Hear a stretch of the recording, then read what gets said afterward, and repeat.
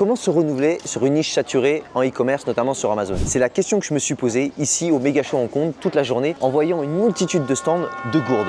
C'est un classique chez les e-commerçants, c'est de savoir que c'est une niche qui est saturée. Comme vous pouvez voir ici, elles se ressemblent toutes.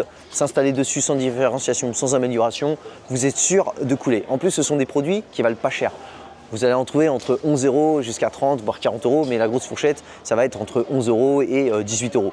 J'ai fait un petit check en fait en prenant une pause en regardant sur Amazon.fr, je suis juste allé voir ça, c'est ce que je voyais sur les prix. Donc c'est vraiment le type de produit en fait que je ne lancerai pas parce qu'il n'y a pas de marge à faire. Je me suis dit attends Mathieu, je suis ici sur la foire. Les fournisseurs ils sont pas bêtes, ils payent des milliers d'euros des stands, c'est pas pour être ici sans se dire qu'ils vont avoir des clients. Donc forcément, s'il y a une offre, c'est qu'il y a une demande en face. C'est la base du business. Tout au long de la foire, toute la journée, je me suis posé cette question. Je me suis dit bah alors qu'est-ce que je pourrais faire si j'étais sur cette niche? Et donc toute la journée, je me suis mis dans la peau d'une personne qui vendait dessus et qui voyait des concurrents venir de plus en plus sur ce marché, notamment sur Amazon, et qui voyait son ranking baisser. Évidemment, s'il y a de plus en plus de fournisseurs et qui font le même produit que toi, et si c'est en plus des Chinois qui vont casser les prix, forcément tu vas déranquer. Donc je me suis dit à ce moment-là, qu'est-ce qu'on fait? Bah, on change de gamme et on se renouvelle. Mais tu me diras, mais c'est bien beau de se dire ça, on est sur des gourdes, qu'est-ce que tu veux améliorer? Donc en fait, j'ai passé cette journée à faire ça et je vais te montrer si je vais trouver des stands justement où j'ai raison et si justement on peut se renouveler sur ce type de niche afin d'avoir des produits qui ont du peps et qui peuvent remonter dans les rankings. Donc voici exactement le type de différenciation que vous pourrez mettre en place pour ce produit où il y a déjà beaucoup de monde, hein, comme je vous l'ai expliqué. Donc ici, on arrive sur des produits avec du matériel, du plastique recyclé. Vous voyez ici, ils ont fait un beau marketing en plus autour de tout ça.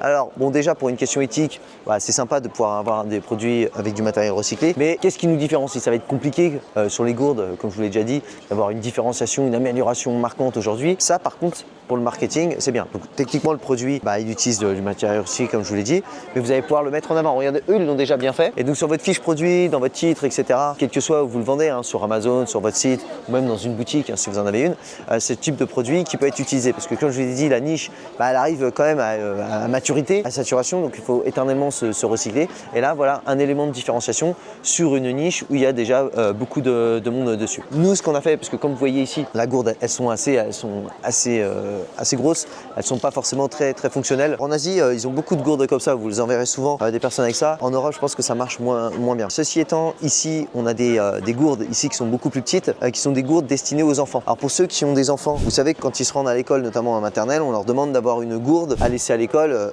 Moi, pour le coup, on la laisse le lundi, on la récupère le vendredi, on la lave et on la ramène. En Europe, notamment là, on trouve tout ce qui est gourde au design des dessins animés qui sortent, Reine des Neiges, etc. Pour tous ceux qui connaissent ça, voilà, moi c'est ce que j'ai à la maison. Là, ça nous permet d'avoir des designs différents parce que justement à l'école, ils ont tous les mêmes. Donc c'est un peu une galère, on laisse le prénom dessus, mais finalement tout le monde va à Jiffy, tout le monde va à Action, à Leclerc et tout le monde se retrouve avec les mêmes gourdes vu que les enfants ils voient les mêmes dessins animés, donc ils sont attirés par les mêmes choses. Ici, on a des designs qui sont sympas et surtout, on peut le modifier. Hein, c'est des choses qui sont possibles. Ici, ils ont mis ça. Vous pouvez venir avec votre propre design et venir avec des choses qui sont sympas. Et c'est des couleurs flashy, donc en fait, ça veut dire que sur votre première image, sur un fond blanc comme ça, sur Amazon, ça va pouvoir ressortir. Donc là, c'est ce qu'ils ont mis ici. Moi, je les trouve déjà sympas ici. Ici, vous avez en plus petite. Alors je les trouve moins pratiques parce qu'il faut les ouvrir pour boire. Pour les enfants, je trouve ça moins bien, mais par contre, elles sont petites et elles sont très légères. Donc toujours est-il que nous, on a demandé si on pouvait mettre du matériel recyclé sur des produits avec ce design et c'est totalement possible. Ceci étant, on pourra carrément utiliser ce design, peut-être même ce format avec du matériel recyclé. Il faut être malin, il faut être intelligent, il faut avoir un minimum de créativité pour se renouveler et avoir un produit innovant. Alors vous allez me dire, on est en Chine. Je ne vais pas vous mentir que sur beaucoup de choses autour du recyclé, des matériaux, ça peut poser des problèmes. On a été sur un stand, on nous a tout de suite demandé, vu que c'était pour la France, si on acceptait tel ou tel matériel en plastique, avec des acronymes qu'on ne connaissait pas trop. On n'a pas eu vraiment confiance. Ceci étant, il y avait des filtres en plus dedans. Donc vous verrez hein, sur l'image le produit. Et on s'est demandé à quoi ça servait. Si c'était pour mettre du thé. Dès qu'on leur a demandé ça, ils ont dit non, c'est pas pour mettre de l'eau chaude. Donc comme vous le savez, des résidus de microplastiques peuvent sortir en fait du plastique quand c'est trop chaud. Donc on ne s'est pas attardé sur ce stand, on s'est dit que c'était pas adapté au marché européen. Toujours est-il, pour revenir à ce que je vous disais, vous allez me dire, ouais mais t'es bien beau de nous dire que c'est éco-friendly et c'est recyclé, comment être sûr? C'est la première question que j'aurais demandé, c'est d'avoir les certificats. Donc ils vont nous fournir les certificats justement des usines où ils vont se fournir sur les plastiques. Donc bien évidemment, si je mets des clients qui sont déjà sur cette niche avec ce fournisseur, je vais m'assurer qu'au contrôle qualité, un membre de notre équipe aille vérifier, pour le coup un chinois, aille vérifier que ce n'est pas des documents qui sont falsifiés tout court. Donc vous voyez ici sur le stand, j'utilise le matériel pour le marketing, pour le recyclage, j'utilise le design pour avoir un beau marketing et un produit assez fun pour les enfants, et j'utiliserai plutôt ce format-ci qui me paraît assez petit. Vous voyez, donc moi je vais essayer de négocier tout ça.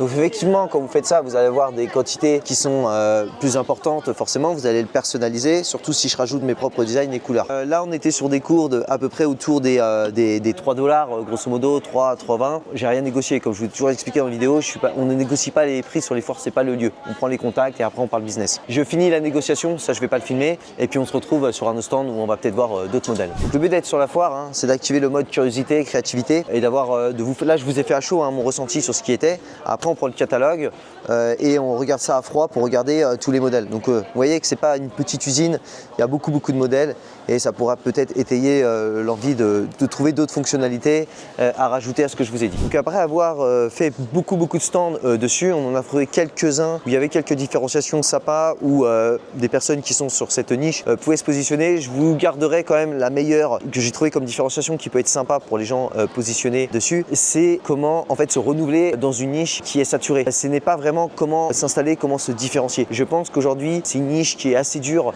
Faut avoir peut-être beaucoup de budget pour prendre des gros MOQ et pouvoir après pouvoir s'installer et casser des prix. C'est des produits quand même, il y a beaucoup de pubs et on n'est pas sur des produits très chers. Donc je pense que c'est déjà des gens qui font déjà leur beurre sur ce produit, qui sont bien installés. Il y a toujours de nouvelles personnes qui arrivent, beaucoup de Chinois. Donc en fait votre fiche produit elle peut commencer à dégringoler au fur et à mesure, et donc il va falloir commencer à renouveler sa niche. Moi aussi ça m'est arrivé des produits qui étaient en tête de liste, et puis au fur et à mesure je me suis un peu reposé sur les lauriers et finalement j'ai commencé un peu à descendre dans le ranking pour des choses inexpliqué des fois. Il ne faut pas prendre vos ventes d'aujourd'hui comme des acquis, il faut toujours être en veille, et venir ici ça me permet en fait de me rendre compte de ça. Pourquoi est-ce que j'ai fait cette vidéo? Au départ j'aurais jamais pensé faire une vidéo en fait sur des gourdes tout simplement, mais comme je vous ai dit, il ne faut pas se prendre pour plus intelligent que tous ces Chinois qui sont ici. C'est-à-dire que si la majorité des stands que j'ai vus ici, et ça nous a stupéfait, c'était que des gourdes. Alors il y a des stands franchement c'était des gourdes basiques, et franchement moi je vois mal des gens venir acheter celles-ci, elles étaient pas dingues. Toujours est-il que les gourdes c'est ce qui a amené le plus de stands ici sur le méga show.